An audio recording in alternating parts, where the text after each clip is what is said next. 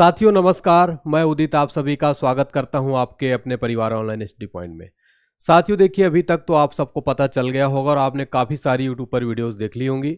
RPF constable और SI की vacancy का नोटिफिकेशन आ चुका है, सारी डिटेल आ चुकी है। लेकिन आज के इस सेशन में हम आपको सारी चीज़ें क्लियर करेंगे। बाकी आप काफ़ी जगह से देख चुके होंगे, लेकिन इसमें आपको काफ़ी कुछ नया देखने को मिलेगा। तो आपके जितने भी डाउट होंगे साथियों वो सारे क्लियर हो जाएंगे। इसलिए इस वीडियो को बहुत ही ध्यानपूर्वक देखिएगा ताकि आप फॉर्म भरते टाइम कोई गलती ना करें। और आप में से कितने बच्चे जो हैं आरपीएफ कांस्टेबल का फॉर्म भरेंगे, एक बार कमेंट सेक्शन में जरूर बताइएगा। प्यारे साथी, सारे बच्चे कमेंट करके जरूर बताइए कितने बच्चे ऐसे हैं जो पहली बार आरपीएफ कांस्टेबल का एग्जाम देंगे और फॉर्म भरेंगे। ठीक है, चलिए सारी जानकारी देते हैं। अगर आप पहली बार फॉर्म भर रहे हैं तो वीडियो को जल्दी से लाइक कर दीजिएगा ताकि मुझे पता चल जाए कितने बच्चे ऐसे हैं जो फर्स्ट टाइम ये फॉर्म भरने वाले हैं। ठीक है, और कमेंट सेक्शन में जरूर बताइएगा आप लोग कि आप लोग तैयारी कब से शुरू कर रहे हैं। ठीक है, चलिए तो यहां पर आरपीएफ कांस्टेबल आरपीएफ रिक्रूटमेंट 2024 का जो है नोटिफिकेशन जारी कर दिया गया। ऑफिशियल नोटिफिकेशन आपको हमारे टेलीग्राम ग्रुप में मिल जाएगा। पूरी चीजें समझेंगे, बहुत ध्यान से देखिएगा। रेलवे प्रोटेक्शन फोर्स, सबसे पहले इसको आपको नाम होगा कि जो ऑर्गेनाइजेशन बॉडी है आरपीएफ, इसका आरआरबी के थ्रू जो है ये होगा। और आरपीएफ यानी रेलवे सुरक्षा बल, रेल रक्षा प्रहरी इनको कहा जाता है। तो आरपीएफ का फुल फॉर्म तो सबसे पहले आपको पता होना चाहिए, रेलवे सुरक्षा फोर्स। ठीक है, चलिए पोस्ट नेम है आरपीएफ कांस्टेबल। और साथ ही टोटल नंबर ऑफ वैकेंसीज की बात किया 4660 प्लस एसआई की बात किया 452 पद एसआई के हैं। आगे हम पूरा डिटेल देखेंगे कि इसकी क्या योग्यता है, क्या क्वालिफिकेशन है, क्या उम्र होनी चाहिए।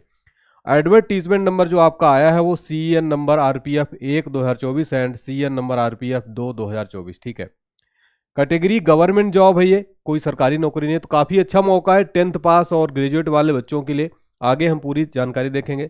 ये जो पूरा एप्लीकेशन होगा ऑनलाइन एप्लीकेशन होगा, ऑफलाइन एप्लीकेशन अब नहीं, अब जमाना ऑनलाइन का, तो ऑनलाइन फॉर्म भरे जाएंगे इसके। अगर आप बोलेंगे कि ऑनलाइन फॉर्म कैसे बनना है, पूरा स्टेप बाय स्टेप एक एक चीज़ बताना है, कमेंट सेक्शन में बता दीजिएगा। मैं उसके लिए एक प्रॉपर वीडियो, अलग से सेपरेट वीडियो बना दूंगा कि ऑनलाइन फॉर्म आप कैसे प्रॉपर स्टेप बाय स्टेप भरेंगे। जो आपका ऑनलाइन एप्लीकेशन की डेट शुरू हो गई 15 अप्रैल से लेकर आपका 14 मई तक है। तो मैं आप सभी से यही अनुरोध करूंगा, आप सबसे यही कहूंगा कि आप लोग जितना जल्दी हो सके फॉर्म भर दीजिए, क्योंकि लास्ट डेट आते आते पूरी साइट जो है क्रैश हो जाती है, काफ़ी सर्वर डाउन हो जाता है और चीज़ें काफ़ी स्लो हो जाती हैं। इसलिए क्या होता है, लास्ट टाइम में आप परेशान हो जाते हैं और टेंशन में आ जाते हैं। इसलिए जितना जल्दी हो सकेगा फॉर्म भर दीजिएगा।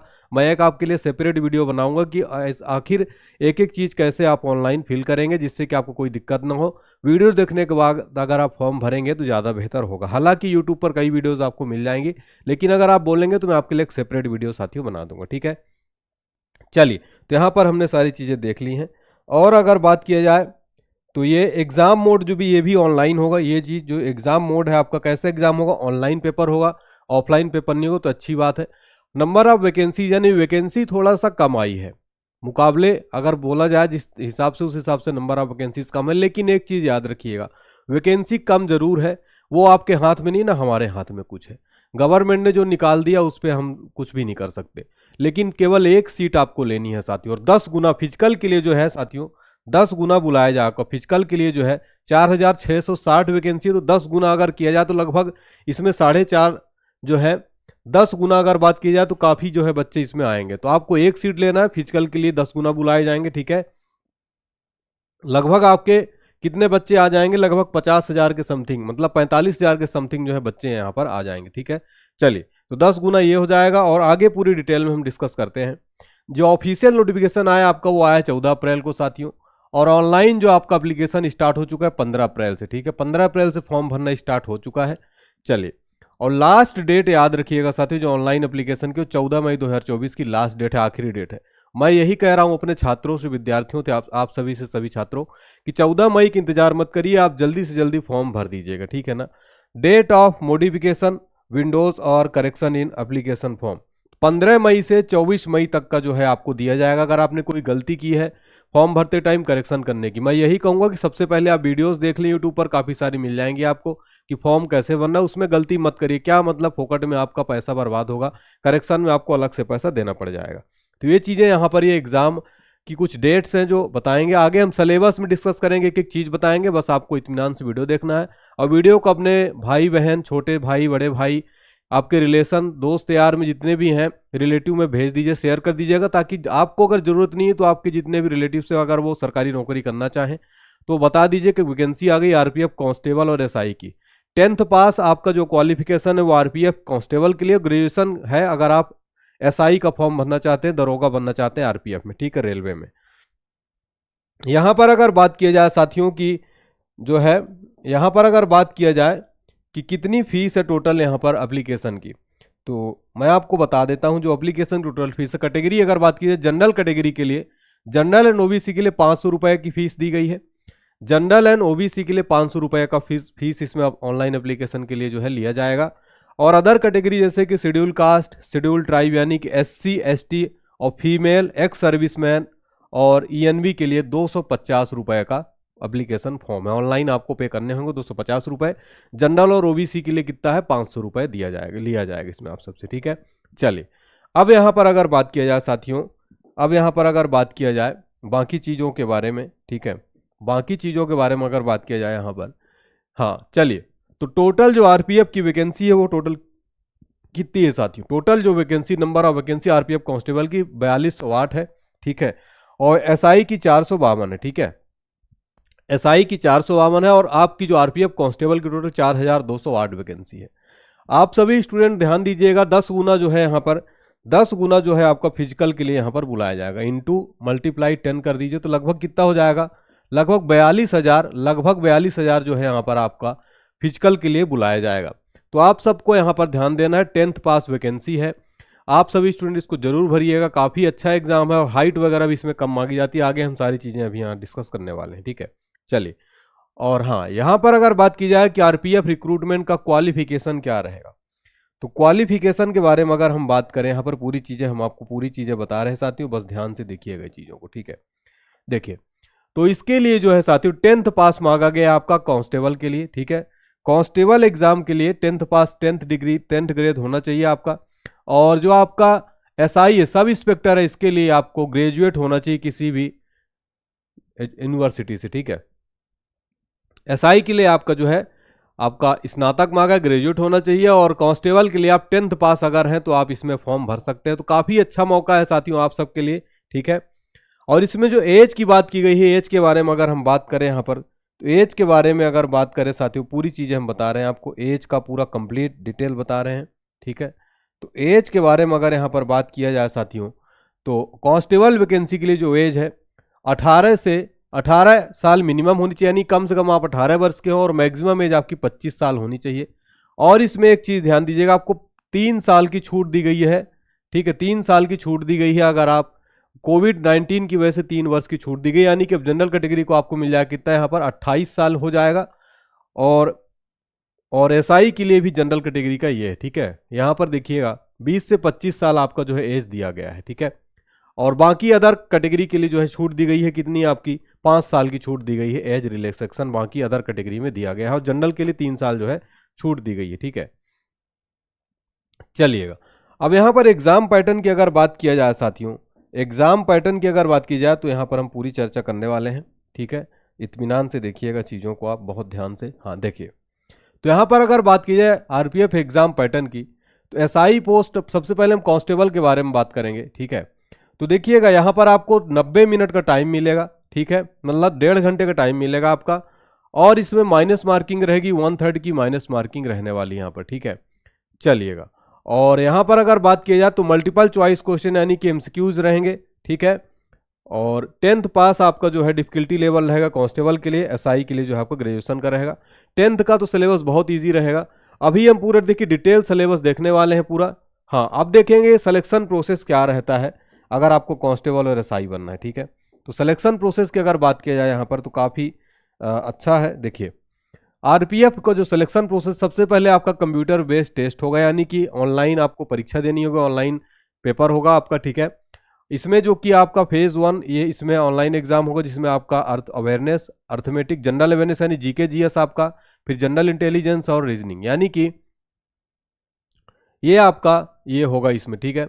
सब इंस्पेक्टर के लिए यहाँ पर अगर बात की जाए कांस्टेबल और सब इंस्पेक्टर के लिए, फिर आपका होगा फिजिकल इफिशियंसी टेस्ट, ठीक है, इसमें फिजिकल इफिशियंसी टेस्ट, फिर आपका डॉक्यूमेंट वेरिफिकेशन होगा, फिर आपका मेडिकल एग्जामिनेशन होगा, देन फाइनल मेरिट लिस्ट आएगी, रैंकिंग बेस्ड आएगी, उसके बाद आपका फाइनल जो है नौकरी लग जाएगी। ठीक है, आगे हम डिटेल में पूरा डिस्कशन करने वाले हैं सिलेबस का। ठीक है, देखिए हाँ, तो कांस्टेबल अगर यहाँ पर बात की जाए आरपीएफ का जो है एग्जाम पैटर्न क्या होगा साथियों, एग्जाम पैटर्न की अगर हम बात करें यहाँ पर देखिएगा तो काफ़ी जो है तो अर्थमेटिक यहाँ पर यानी कि मैथमेटिक्स आपका आएगा 35 क्वेश्चन आएगा 35 मार्क्स के।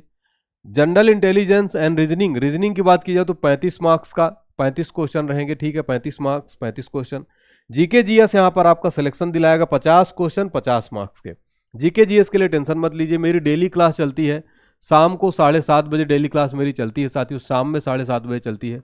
तो सारे बच्चे जो है शाम में 7:30 बजे आइएगा। 50 में से अगर आप डेली क्लास में अटेंड करेंगे 45 प्लस आपका पक्का हो जाएगा जीके जीएस में, आपको टेंशन लेने की जरूरत नहीं है। ठीक है ना, तो सारे बच्चे शाम में 7:30 बजे मेरी जीके जीएस क्लास जरूर अटेंड किया करिए। तो ये है हमारा सिलेबस, मतलब कि 120 क्वेश्चन रहेंगे 120 मार्क्स के। काफ़ी जो है इसमें 1 क्वेश्चन 1 मार्क्स का रहने वाला है। सबसे ज़्यादा यहाँ पर जो खेल है वो जीके जीएस का 50 नंबर का। तो सारे बच्चे आप हमारी डेली 7:30 बजे वाली क्लास देखा करिएगा।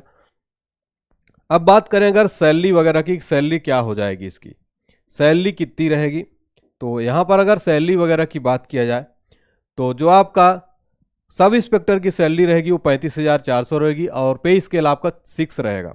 आरपीएफ कांस्टेबल का बात किया जाए तो 21,700 जो रहेगी सैलरी, और आपका जो पे लेवल है इस पर 7 सीपीसी रहेगा, वो पे लेवल रहेगा 3rd रहेगा, और इसमें जो पे लेवल है इस पर 7 सीपीसी रहेगा वो 6 रहेगा।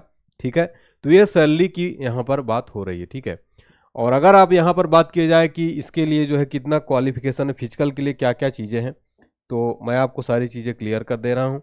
ठीक है, टेंशन मत लीजिए, एक एक चीज़ बता रहा हूँ। ठीक है, तो कांस्टेबल के लिए अगर बात की जाए मेल कैटेगरी के लिए कि कितना मीटर जो है दौड़ना होगा कांस्टेबल के लिए, मेल के लिए 5 मिनट 45 सेकंड में आपको 1600 मीटर की रनिंग करनी होगी। ठीक है, 5 मिनट 45 सेकंड में 1600 मीटर की रनिंग करनी होगी। लॉन्ग जंप यहाँ की आपकी 14 फीट होगी बच्चों, और हाई जंप जो है 4 फीट आपको करनी होगी। ठीक है, लॉन्ग जंप 14 फीट की और हाई जंप आपकी 4 फीट की रहेगी।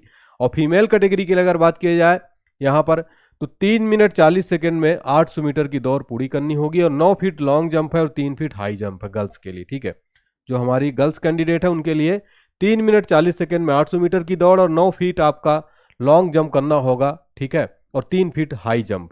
तो ये हो गया हमारा कांस्टेबल का। ठीक है, कांस्टेबल का हो गया। अब यहां पर अगर बात किया जाए साथियों हाइट की, ठीक है, हाइट की अगर बात किया जाए कि हाइट कितनी रहेगी अलग अलग कैटेगरी में, तो हम आपको हाइट के बारे में पूरी बता रहे हैं जानकारी। तो यहां पर देखिएगा हाइट के बारे में। ठीक है, हाँ, तो यहां पर अगर बात की जाए कैटेगरी हाइट जो है अनरिजर्व्ड और ओबीसी के लिए 165 सेंटीमीटर, यानी कि बहुत अच्छी हाइट है, ज़्यादा हाइट नहीं मांगा, 165 सेंटीमीटर मात्र है, तो बहुत सारे बच्चे इसमें एलिजिबल हो जाएंगे। तो सारे बच्चे फॉर्म जरूर भरिएगा। ठीक है, और चेस्ट जो है 80 से 85 जो है आपका होना चाहिए, ओनली फॉर मेल कैंडिडेट्स। ठीक है, चेस्ट जो है आपका ओनली फॉर मेल कैंडिडेट्स। और SC ST के लिए हाइट 160 है।